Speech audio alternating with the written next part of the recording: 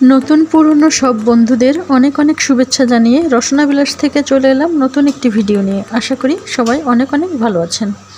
আজকে একটি মাত্র ডিম দিয়ে খুব মজার একটি রেসিপি শেয়ার করব।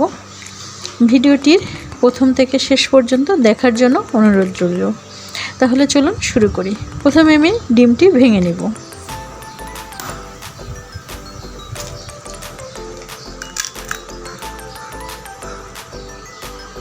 এখন এই ডিমের মধ্যে আমি দিয়ে দেব 2 চামচ চিনি।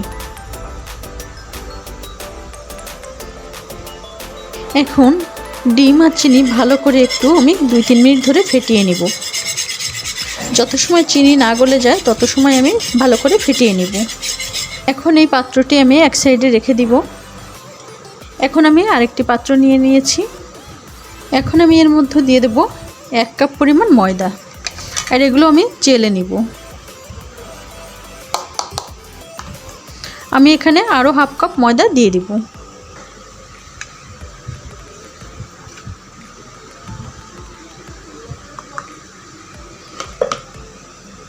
এখন একটি চামচ দিয়ে আমি হালকা করে চেলে নিব। এখন আমি এর মধ্যে দিয়ে দেব হাফ চামচ বেকিং পাউডার। সব কিছু আমি ভালো করে চেলে নিয়েছি। এখন এর মধ্যে দিয়ে দেব আমি হাফ চামচ লবণ। এখন এই শুকনো উপাদানগুলো ভালো করে একটু মিশিয়ে নিব। এখন আমি ডিমের যে মিশ্রণটি তৈরি করে রেখেছিলাম সেই মিশ্রণের মধ্যেও আমি অল্প অল্প পরিমাণে ময়দা দিয়ে দেব। একবারে সব ময়দা দিব না, অল্প পরিমাণে দিব, আর ভালো করে মিশিয়ে নেব।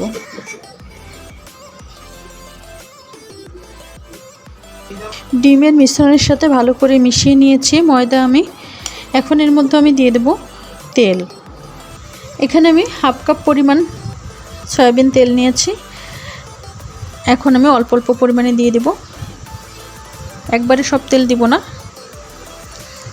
এখানে আমি তেল ব্যবহার করছি, চাইলে আপনারা এখানে ডালডা ব্যবহার করতে পারেন, ঘিও ব্যবহার করতে পারেন।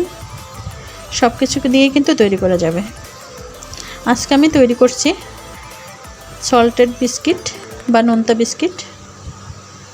ভালো করে একটা ডো তৈরি করে নিতে হবে। এখানে কিন্তু কোনো রকম পানি ব্যবহার করা যাবে না। প্রথমে অল্প তেল দিয়ে ভালো করে এভাবে ডলে ডলে ময়দার সঙ্গে মিশিয়ে দিতে হবে, তাহলে কিন্তু বিস্কিটটা অনেক মুচমুচে হবে। এখন আমি আরেকটু তেল দিয়ে দিব, আবারও মিশিয়ে নিব। পুরো হাফ কাপ তেলে আমি ব্যবহার করেছি এখানে। যদি প্রয়োজন হয় তাহলে আমি পরে আরেকটু ব্যবহার করব। এখানে তেলের পরিমাণ আমার আরও ব্যবহার করতে হবে, আমার আরও তেল লাগবে। দেখুন এখনও কিন্তু ঝুরঝুরে আছে, সুন্দর মতো ডোটা কিন্তু তৈরি হচ্ছে না, এজন্য আরেকটু তেল আমাকে এখানে ব্যবহার করতে হবে। এখানে আমি আরও হাফ কাপ পরিমাণ তেল নিয়েছি। এবার তেলের পরিমাণ একদম পারফেক্ট আছে। এখন সুন্দর মতো একটা ডো তৈরি করে নিব। দেখুন ডোটা কত সুন্দর মতো তৈরি হয়ে যাচ্ছে। ময়দার সঙ্গে তেল ভালো করে মিশিয়ে নিয়ে দেখেন সব সুন্দর করে একটা ডো আমি তৈরি করে নিয়েছি। এখন আমি এই ডোটা 10 মিনিটের জন্য একটু ঢেকে রেস্টে রেখে দিব। ফিরে এলাম 10 মিনিট পর। এখন ঢাকনা খুলে দিব। এখন এর মধ্যে আমি হাফ চামচ কালো জিরা দিয়ে দিব। ভালো করে এর সঙ্গে মিশিয়ে নিব। সল্টেড বিস্কিটে কালো জিরা দিলে কিন্তু ফ্লেভারটা অনেক ভালো লাগে, সুন্দর একটি ঘ্রাণ বের হয়, আর খেতে কিন্তু অনেক ভালো লাগে। এই জন্য অবশ্যই কালো জিরা দেওয়ার চেষ্টা করবেন। এখানে আমি স্টিলের একটা প্লেট নিয়েছি, আর এর মধ্যেও আমি 1 চামচ তেল ভালো করে ব্রাশ করে দিব।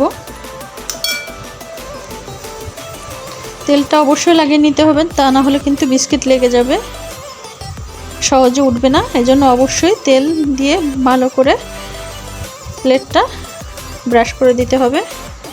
এখন আমি এটি এক সাইডে রেখে দিব।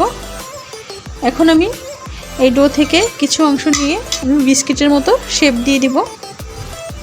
আপনারা আপনাদের পছন্দ অনুযায়ী যে কোনো শেপ দিয়ে নেবেন। প্রথমে ভালো করে একটু গোলাকার মতো করে নিব, তারপরে এভাবে হাত দিয়ে মাঝখানে একটু চেপে দিব। বিস্কিটটা আমি 4 কোণা শেপ করে নিয়েছি। এখন একটি কাঠি দিয়ে আমি একটু ডিজাইন করে দিচ্ছি।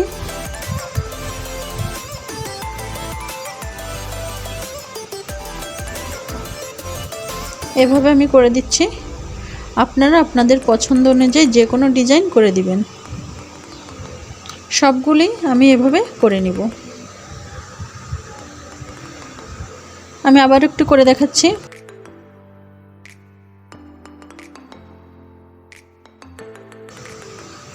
খুব বেশি কিন্তু মোটা করা যাবে না, আবার খুব বেশি কিন্তু পাতলাও করা যাবে না। থিকনেসটা দেখেই বুঝে নিতে হবে।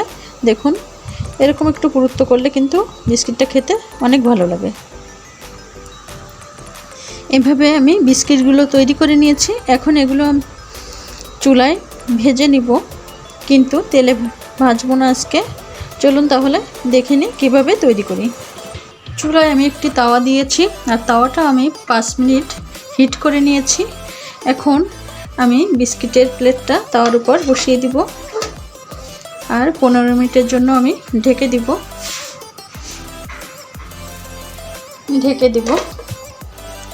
ফিরে আসব 15 থেকে 20 মিনিট পর। এর ফাঁকে আমি একবার এসে দেখে যাব যে কেমন হয়।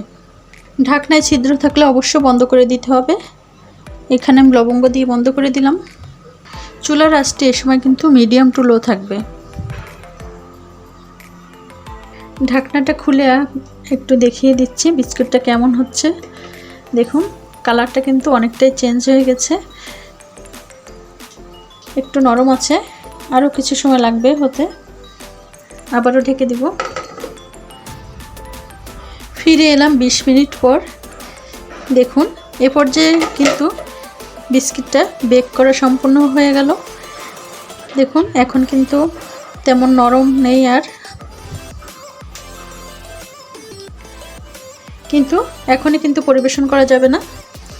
যখন সম্পূর্ণ ঠান্ডা হয়ে যাবে তখন কিন্তু পরিবেশনের জন্য একদম পারফেক্ট হবে। এখন এটি ঠান্ডা হতে দিব, তখন আমি পরিবেশন করে দেখাবো কেমন হলো। এখন কিন্তু বিস্কিটটা প্লেট থেকে তুলে নেওয়া যাবে না, ঠান্ডা হতে কিছুটা সময় দিতে হবে। ঠান্ডা হলে কিন্তু বিস্কিটটা একদম পারফেক্ট হয়ে যাবে, বেক করা পারফেক্ট একটা কালার চলে আসবে। এই মুহূর্তে অবস্থায় এরকমই প্লেটে রেখে দিতে হবে ঠান্ডা হওয়ার জন্য। ফিরে আসব ঠান্ডা হলে, তখন আমি দেখাবো পরিবেশন করে বিস্কিটটা কেমন হলো। আরও কয়েকটি বিস্কিট আমি এখানে ভেজে নিব। এই বিস্কিটগুলো আমি গোলাকার শেপ দিয়েছি, আর একটি কাঠির সাহায্যে আমি মাঝ বরাবর একটু ছিদ্র করে দিয়েছি। সুন্দর একটা ডিজাইন করেছি যেন দেখতে সুন্দর দেখায়।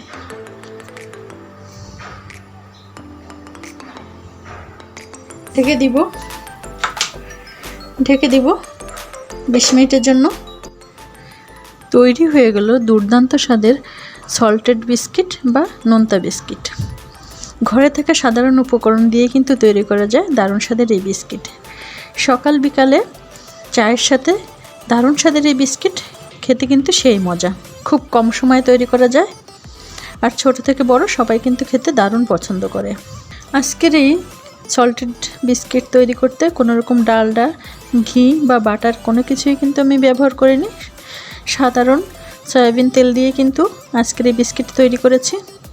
আর খেতে কিন্তু বেকারির বিস্কিট থেকে কোনো অংশে কম না, দোকান থেকে কিনে আনা বিস্কিট থেকে আরও বেশি মজার, আরও স্বাদের। তৈরি করুন আর অবশ্যই কমেন্ট করে জানান কেমন লাগলো। ভালো লাগলে অবশ্যই লাইক, কমেন্ট, শেয়ার করবেন এবং আমার ইউটিউব চ্যানেলটি সাবস্ক্রাইব করে আমার পাশে থাকবেন। সবাইকে অনেক অনেক ধন্যবাদ।